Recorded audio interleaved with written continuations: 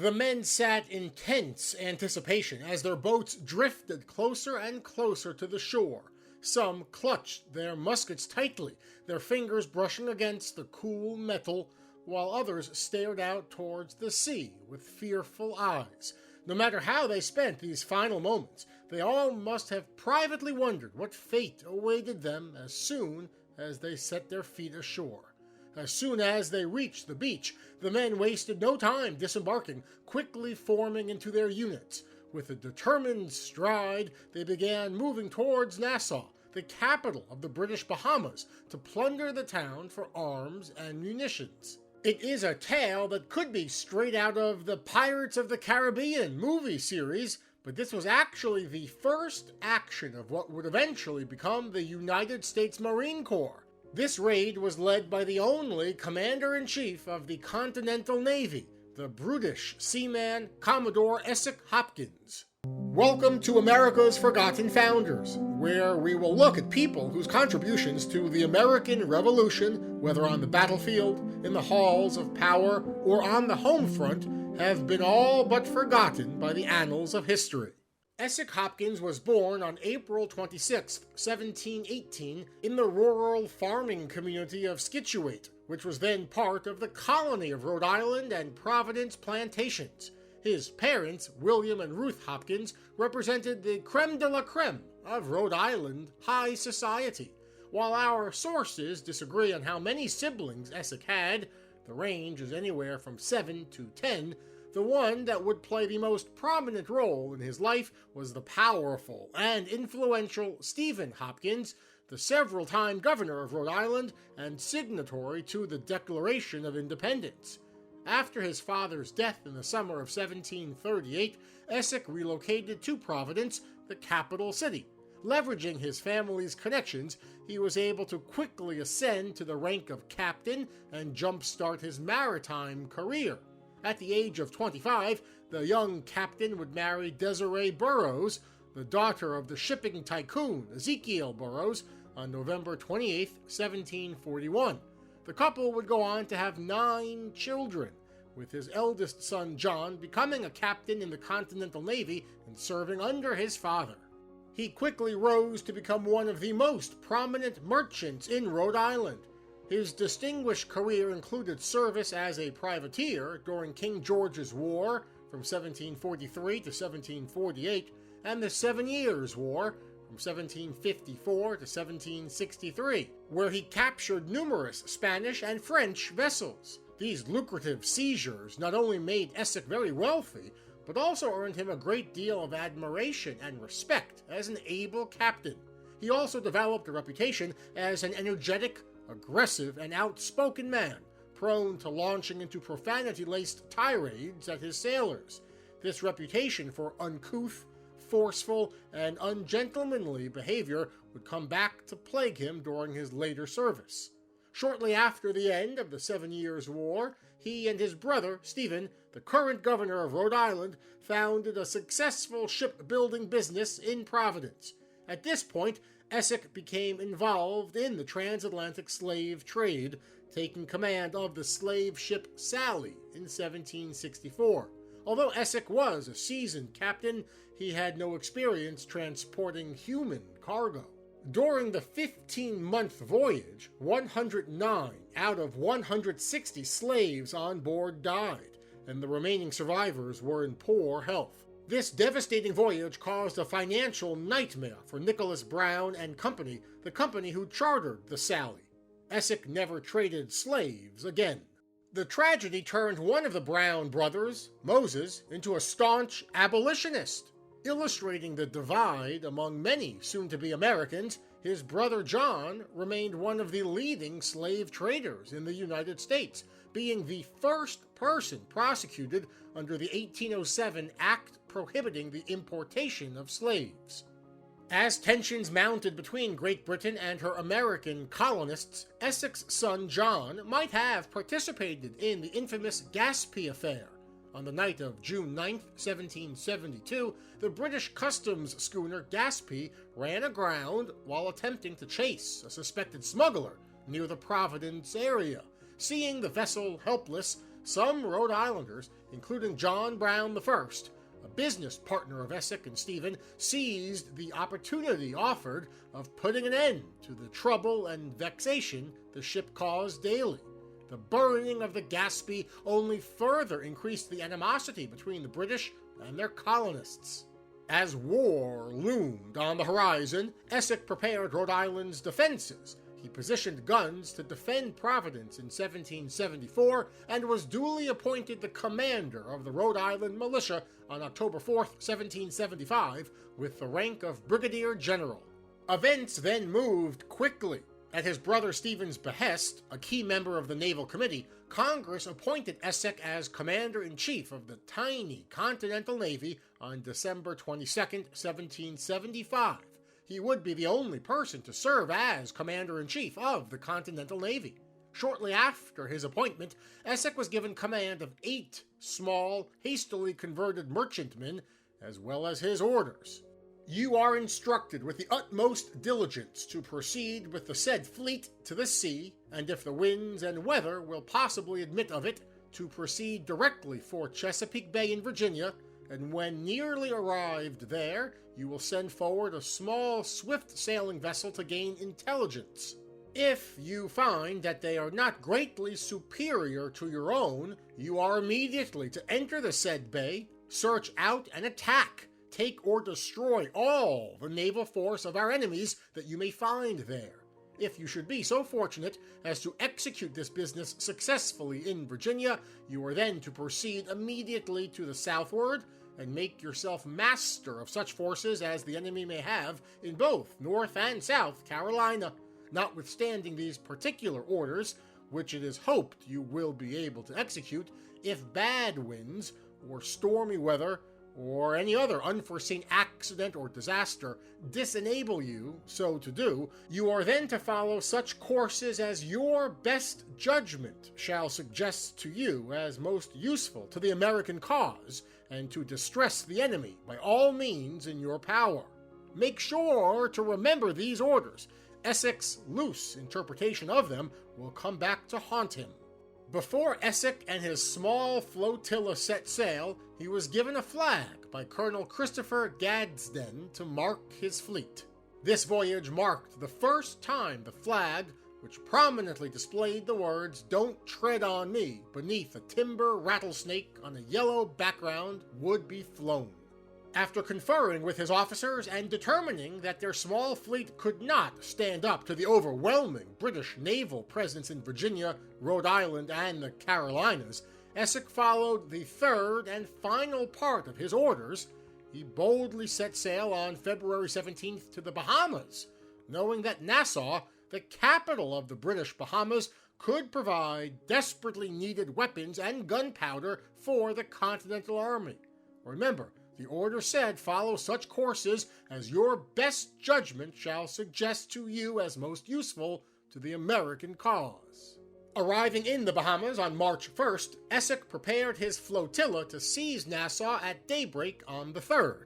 As his fleet approached the harbor, the few men stationed at Fort Nassau, seeing the approaching enemy vessels, fired their cannons to alert the town. With the element of surprise now lost, Esek abandoned his plan to take the port by storm.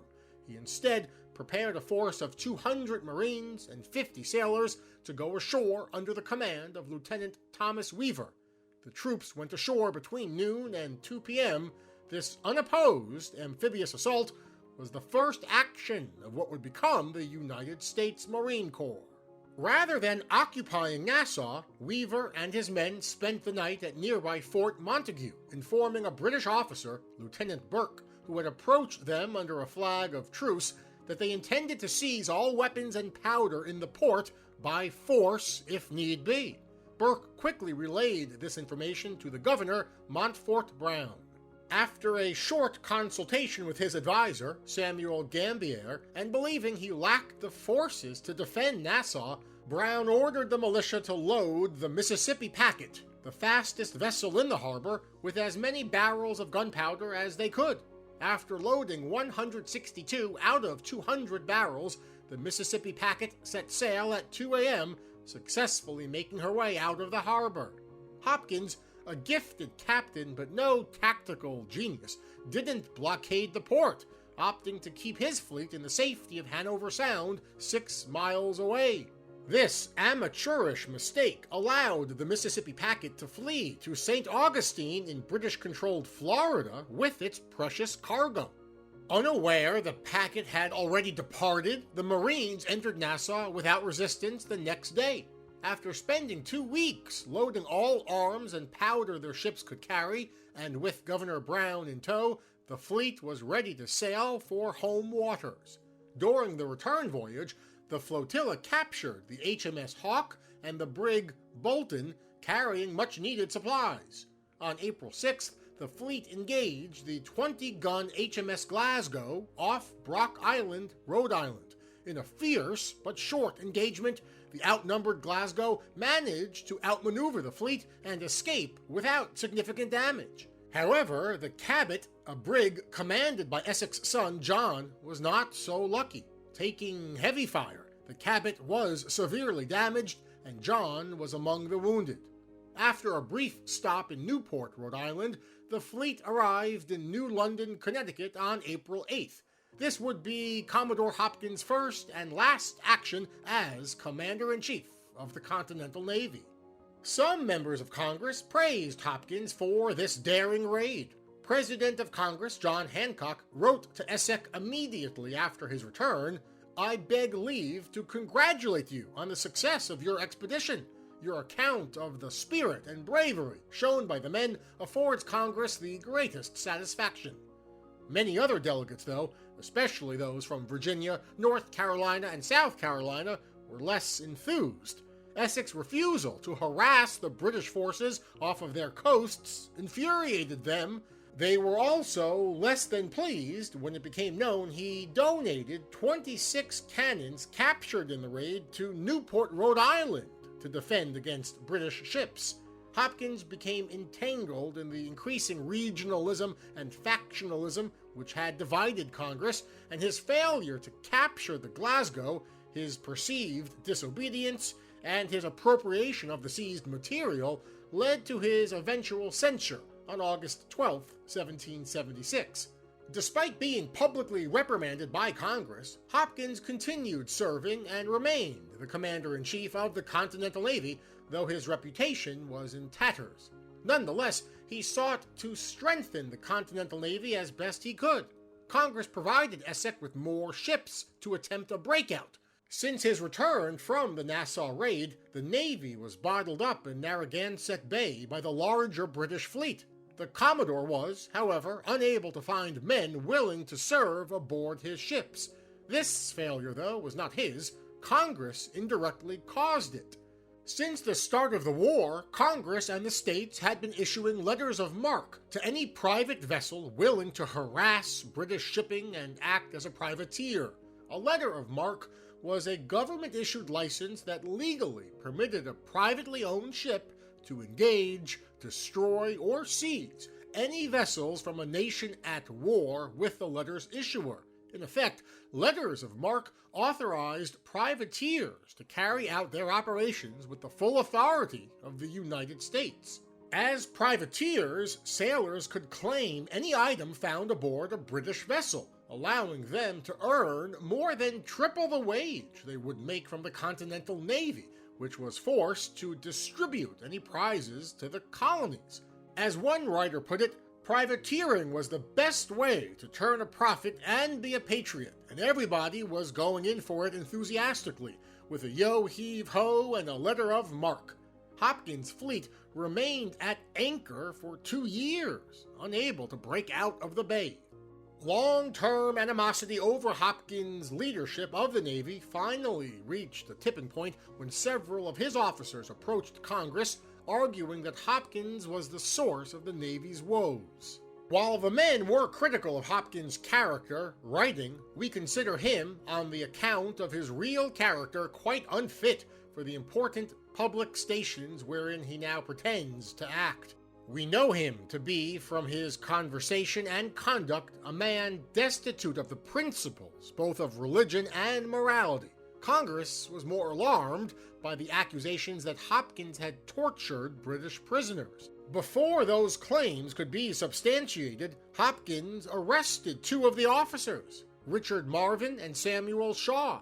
As a result, Hopkins was relieved of command on January 2, 1778, by the Continental Congress. After his dismissal from office, Hopkins sued Marvin and Shaw for libel. In response to the suit, Congress passed the Whistleblower Protection Act of 1778, which stated, "It is the duty of all persons in the service of the United States, as well as all other inhabitants thereof, to give the earliest information to Congress or any other proper authority of any misconduct, frauds, or other misdemeanors committed by any persons in the service of these states which may come to their knowledge." After having his suit dismissed, Hopkins remained active in Rhode Island politics, serving as a member of the General Assembly until 1786. He retired to his farm and died on February 26, 1802, at the age of 83, being laid to rest at the North Burial Ground, a cemetery in Providence, Rhode Island. Esek Hopkins is often overshadowed by his successor and subordinate, John Paul Jones. This is unfair. Despite making some obvious tactical errors during the raid on Nassau, such as attacking at daybreak and failing to blockade the harbor at night, the action still had major strategic implications. As the naval historian Trevor Dupuy noted in his The Military History of Revolutionary War Naval Battles, the raid on Nassau brought the war to the English in an area where they felt more strategically threatened than the American colonies. Paranoia over losing the West Indies would frequently deflect English interests and military assets away from the war in America. English preoccupation with this area would nearly cause her to abandon the war altogether in 1778, and may well have cost her the war in the long run. The tactics employed during the expedition to avoid engaging directly with British warships and striking instead at weaker targets profoundly influenced other American naval commanders during the Revolution, including Jones. The Continental Navy simply couldn't go toe-to-toe with the Royal Navy. However, they could effectively disrupt and damage the British war effort by preying on targets of lesser significance. And on a personal level, he was a merchant with a sailor's tongue and an eye for all kinds of trade, including human beings.